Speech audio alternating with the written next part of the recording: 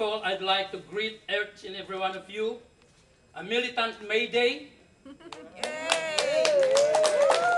Probably many of our international guests are surprised that while in their own respective countries we pay so much attention to May 1, here in the United States the so-called Labor Day is happening in September, notwithstanding the fact that the origins of May Day is started in the U.S. in the struggle of the working class people in the United States.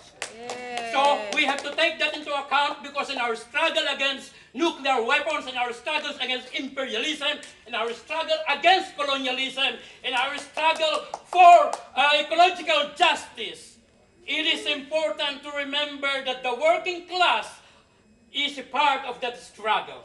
And I'm glad that May Day has been taken back by the immigrant community in the United States. Right. Because even as we are gathered here today, inside this room, outside, there are lots of demonstrations by immigrants who are asserting for their rights. And they are an important component for the peace and justice movement, because we need to have pollination.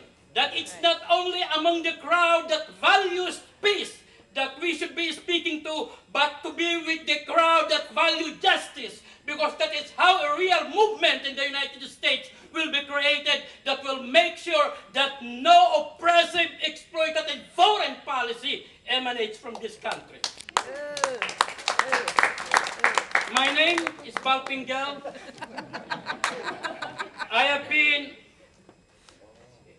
a fighter against the U.S. military bases since the late 60s, and for that very reason, I became a political prisoner for almost 5 years under the Marcos dictatorship.